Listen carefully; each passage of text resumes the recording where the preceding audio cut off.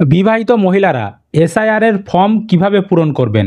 বিবাহিত মহিলাদেরকে যে এসআইআর এর ফর্ম দিয়ে গেছে সেটা যখন পূরণ করবেন, বাপের বাড়ির তথ্য দেবেন না শ্বশুর বাড়ির তথ্য দেবেন, 2002 এর তথ্য কিভাবে পূরণ করবেন, রিলেশন কাকে রাখবেন, এছাড়াও সম্পর্ক কি লিখবেন, স্বামীর নাম দেওয়া যাবে না কাকা জেঠা বা অন্যান্য সম্পর্ক দেওয়া যাবে, এই বিষয়গুলো নানান কনফিউশন আমাদের রয়েছে। নাম ঠিকানা পরিবর্তন হয়ে গেছে, তাহলে কিভাবে পূরণ করবেন, সমস্ত কিছু জানতে পারবেন আজকের এই ভিডিও থেকে। তো অবশ্যই ভিডিওটি আপনাদের উপকারে আসবে, শেষ পর্যন্ত ভিডিওটি দেখতে থাকুন। চ্যানেলে নতুন হলে এই ধরনের ইনফরমেটিভ আপডেট পাওয়ার জন্য অবশ্যই চ্যানেলটিকে সাবস্ক্রাইব করবেন, বন্ধুদেরকে ভিডিওটা বেশি বেশি করে শেয়ার করে সকলকে খবরটি জানতে সাহায্য করবেন। আর ফেসবুক থেকে যারা ভিডিওটি দেখছেন অবশ্যই পেজটি ফলো করে রাখবেন। ধরুন, ভিডিওর মূল প্রসঙ্গে যাওয়ার আগে ছোট্ট একটি সম্প্রচার, তো অবশ্যই ভিডিওটা শেষ পর্যন্ত দেখবেন। আমরা এরপরেই কিন্তু ফর্ম ফিল আপের পদ্ধতি দেখিয়ে দেব।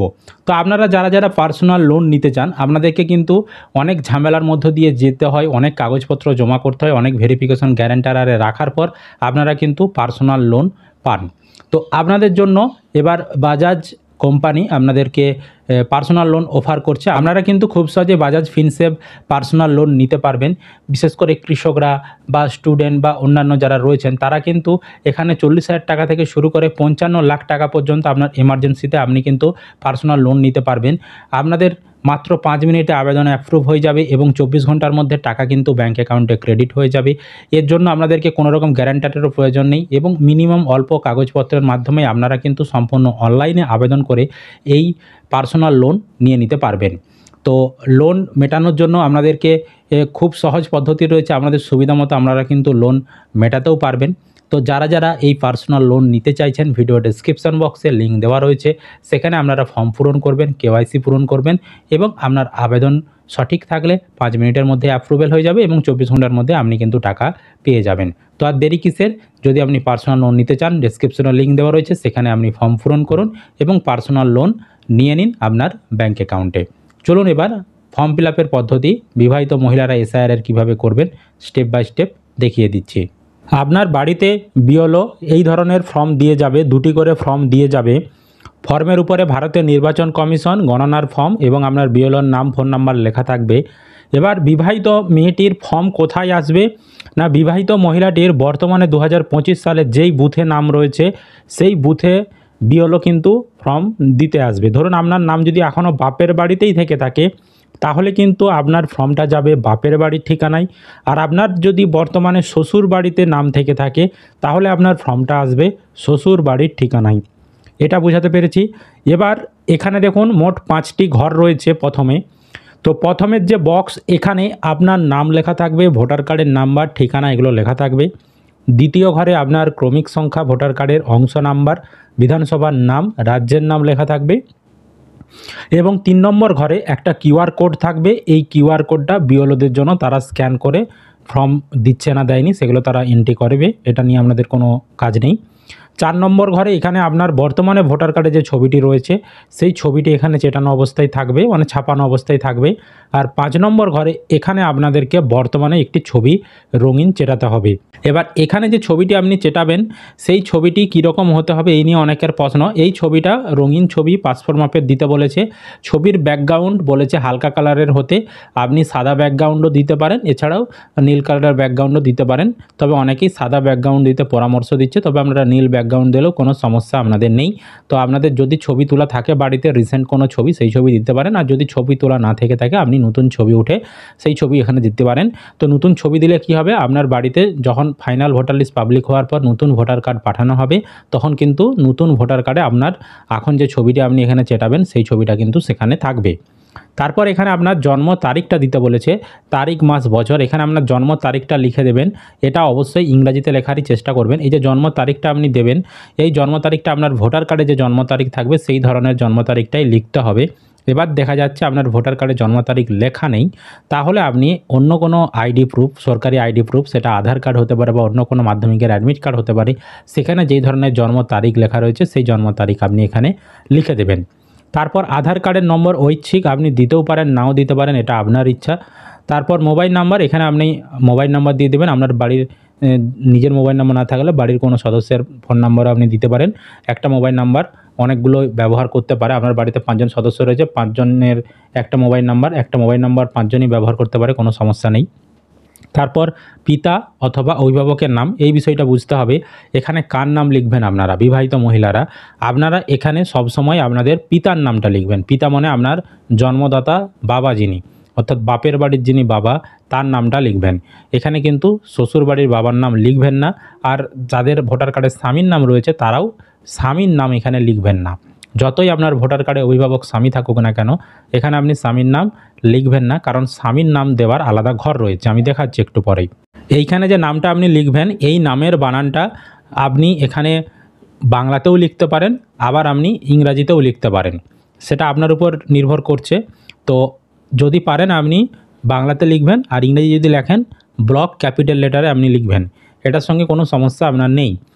তারপর পিতার বা অভিভাবকের এপিক নাম্বার যদি থাকে, তো উপরে আপনি যার নাম দিয়েছেন, উপরে আপনি পিতার নাম দিয়েছেন, পিতার এখানে ভোটার কার্ড যদি 2025 সালে প্রেজেন্ট থেকে থাকে, যদি থেকে থাকে বর্তমানে, তাহলে আপনি ভোটার কার্ডের নাম্বারটা লিখবেন। আর ভোটার কার্ডের নাম্বারটা অবশ্যই 2025 সালে যেই ভোটার কার্ড রয়েছে, যেই ধরনের নাম্বার রয়েছে সেই ধরনের নাম্বার লিখতে হবে। আগে অন্য ভোটার কার্ডের নাম্বার ছিল, বড় নাম্বার ছিল, সেটা কারেকশন হয়ে এখন ছোট হয়ে গেছে। তো কোন নাম্বারটা লিখবেন কনফিউশনে পড়ে যাচ্ছেন। তো আপনারা সবসময় এখানে এখনকার যে ভোটার কার্ডের নাম্বার সেটা আপনারা লিখবেন। ঠিক আছে, বোঝাতে পেরেছি। আর যাদের বাবা মারা গেছে, যাদের বাবা মারা গেছে তারা তো এখানে পিতার নামে বাবার নাম লিখছেন, কিন্তু যেহেতু বাবা মারা গেছে, তার ভোটার কার্ড স্যারেন্ডার হয়ে গেছে, তারা এই ভোটার কার্ডের নাম্বারের ঘরটা ফাঁকা রেখে দেবেন। ঠিক আছে, বোঝাতে পেরেছি আপনাদেরকে। আর যাদের বাবা মারা গেছে তারা বাবার নাম যখন লিখবেন তার আগে লেট বা চন্দ্রবিন্দু এই ধরনের কোনো কিছু বসাবেন কি, এটা অনেকেই জানতে চেয়েছেন। না, ওই ধরনের কোনো কিচ্ছু বসাবেন না, আপনি শুধুমাত্র আপনার বাবার নামটাই লিখে দেবেন। মারা গেছে না জীবিত রয়েছে সেটা এখানে উল্লেখ করার কোনো প্রয়োজন নেই।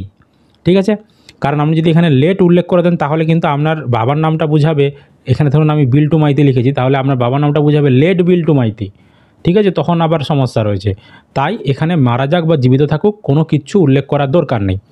তো এখানে যদি তার ভোটার কার্ড বর্তমানে থেকে থাকে তাহলে দেখবেন, নইলে ফাঁকা রেখে দেবেন। মায়ের নাম এখানে আপনার মেয়েটির অর্থাৎ বিবাহিত মেয়েটির মায়ের নামটা লিখে দেবেন। এটাও বাংলাতে ইংরাজিতে যে কোনো ভাষাতে আপনি লিখতে পারেন, কোনো সমস্যা নেই। ইংরাজিতে লিখলে ব্লক ক্যাপিটাল লেটার মানে বড় হাতের লিখবেন। তারপর মায়ের এপিক নাম্বার, যদি মায়ের ভোটার কার্ডের নাম্বার বর্তমানে থেকে থাকে তাহলে মায়ের ভোটার কার্ডের নাম্বারটা এখন আপনি এখানে লিখে দেবেন। আর যদি দেখা যায় মাও মারা গেছে, মায়ের ভোটার কার্ড স্যারেন্ডার হয়ে গেছে, বর্তমানে 2025 সালে মায়ের ভোটার কার্ড নাম্বার নেই, তাহলে আপনি এখানে ফাঁকা রেখে দেবেন, কোনো সমস্যা নেই। এবার এখানে স্বামী স্ত্রীর নাম যদি থাকে, তো এই ঘরটিতে বিবাহিত মেয়েরা তারা তাদের স্বামীর নামটি লিখবেন। স্বামীর নামের বানান বাংলাতেও লিখতে পারেন, ইংরাজিতেও লিখতে পারেন, কোনো সমস্যা নেই। এবার সবথেকে ভালো হয় স্বামীর যেহেতু ভোটার কার্ডটা রয়েছে, যদি ভোটার কার্ড থেকে থাকে স্বামীর, তাহলে সেখানে ভোটার কার্ডে যেরকম নামের বানান রয়েছে সেরকম আপনি লিখে দেবেন। বাংলাতেও লিখতে পারেন বা ইংরাজিতে লিখলে ব্লক ক্যাপিটাল লেটারে আপনারা বড় হাতের লিখে দেবেন স্বামীর নামটা। এবার স্বামীর যদি ভোটার কার্ড থেকে থাকে তাহলে এখানে স্বামীর ভোটার কার্ডের নাম্বারটা আপনি লিখে দেবেন। এবার ধরুন আপনার স্বামী মারা গেছে, তাহলে স্বামীর ভোটার কার্ডটা স্যারেন্ডার হয়ে গেছে, স্বামীর ভোটার কার্ড বর্তমানে আর নেই, তাহলে এখানে স্বামীর ভোটার কার্ডের নাম্বারটা লিখতে হবে না। আর যাদের ডিভোর্স হয়ে গেছে, বিবাহিত মেয়েদের যাদের ডিভোর্স হয়ে গেছে তারাও কিন্তু এখানে স্বামীর নাম, স্বামীর ভোটার কার্ডের নাম্বার এগুলো কিন্তু আপনারা লিখবেন না। তারপর এবার মেন যে জায়গাটা আসি, এসআইআরের যে তথ্য লাস্ট 2002 সালে যে এসআইআর হয়েছিল তার তথ্যটা আপনি কিভাবে পূরণ করবেন। এখানে বাম দিকে একটি ঘর রয়েছে, ডান দিকে একটি ঘর রয়েছে, এই দুটি ঘরের মধ্যে যে কোনো একটা দিক আপনাকে পূরণ করতে হবে। বারবার বলছি মনে রাখবেন, আমি আপনাদেরকে বোঝানোর জন্য দুদিকটাই পূরণ করে দেখিয়েছি, তো আপনারা কিন্তু যে কোনো এক দিক পূরণ করবেন। এবার কোন দিকটা কাদেরকে পূরণ করতে হবে, বাম দিকটা হচ্ছে বিবাহিত মেয়েটির নিজের নামে যদি 2002-এর ভোটার লিস্টে থেকে থাকে তাহলে সেই বিবাহিত মেয়েটি নিজের বাম দিকের ঘরটা পূরণ করবে। আর ডান দিকের ঘরটা কার জন্য, না বিবাহিত মেয়েটির নিজের নাম নেই, নিজের নাম 2002-এর ভোটার লিস্টে নেই, তাহলে তার সেই বিবাহিত মেয়েটির বাপের বাড়ির বাবা মা বা ঠাকুরদা ঠাকুমা, হ্যাঁ, তার নাম রয়েছে কিনা, বা আরেকটাও এখানে সম্পর্ক দেওয়া যাবে, বিবাহিত মেয়েটির মায়ের বাবা মা মানে তার মামা দাদু বা যেটা হচ্ছে মামা দিদা, তাদের নামও 2002-এর লিস্টে রয়েছে কিনা আপনাদেরকে খুঁজে তার মধ্য থেকে যে কোনো একজনের নাম লিখতে হবে। ঠিক আছে, তো আমি প্রথমে আগে বাম দিকেরটা দেখিয়ে দিচ্ছি।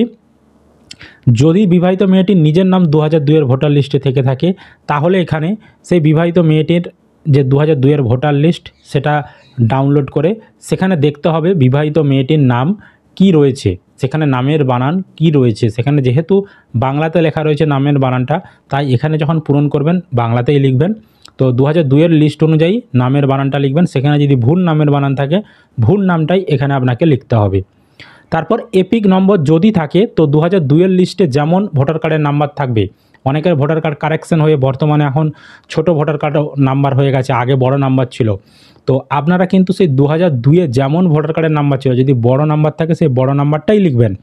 আবার অনেকের 2002-এর লিস্ট দেখা যাচ্ছে যে সেখানে 2000 যে সচিত্র পরিচয়পত্র নাম্বারের ঘরে ভোটার কার্ডের নাম্বারটা লেখা নেই, সেখানে ফাঁকা রয়েছে।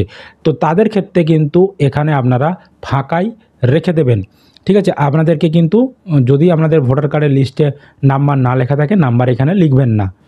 তারপর আত্মীয়ের নাম।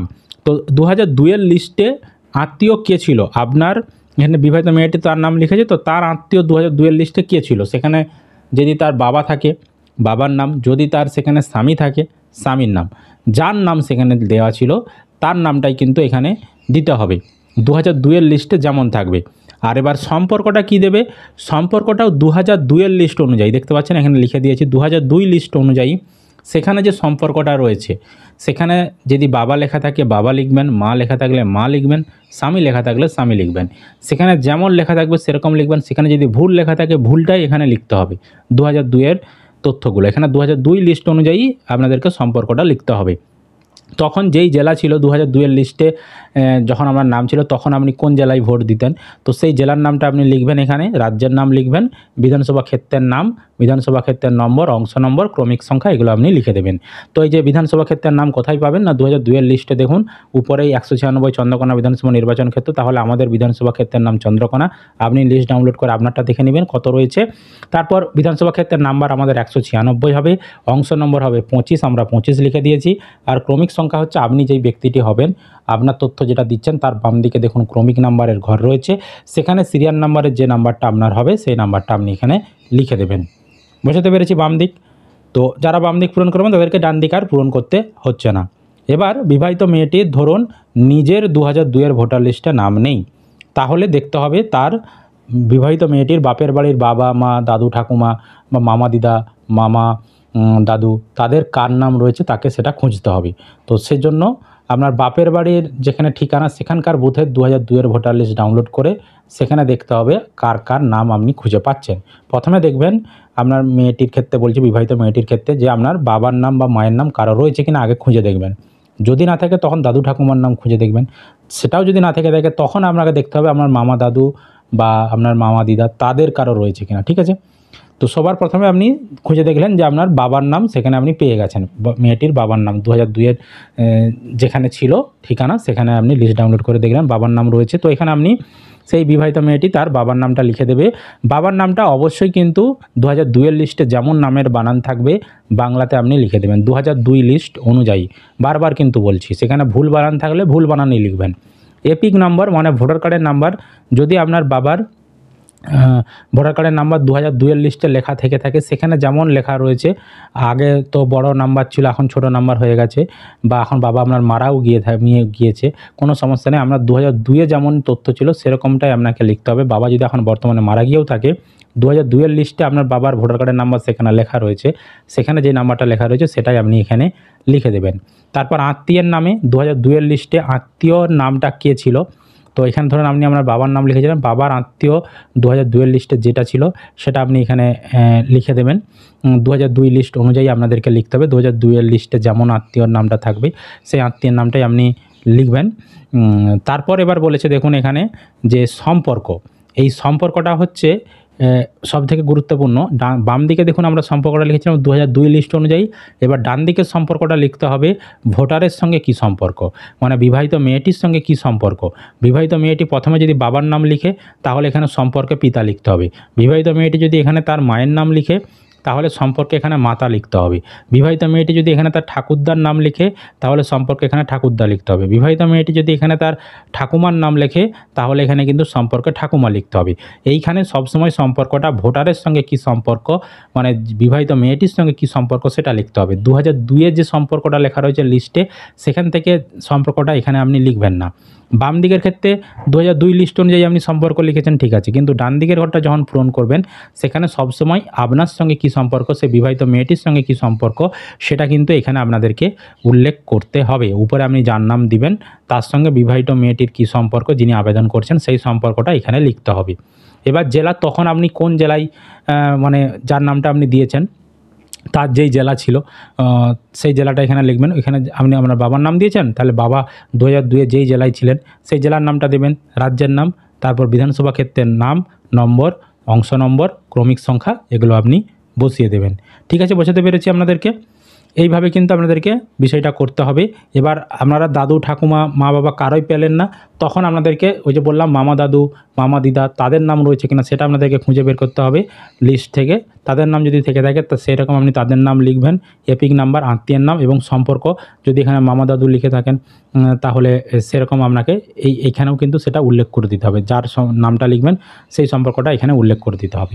এবার একটা প্রশ্ন, স্বামীর নাম এখানে দেওয়া যাবে কি না? স্বামীর 2002-এর ভোটার লিস্টে নাম রয়েছে, সেটা কি দেওয়া যাবে না? স্বামীর নাম দিয়ে কোনোভাবেই কিন্তু আপনি 2002-এর তথ্য এখানে দিয়ে আপনি নাম তুলতে পারবেন না।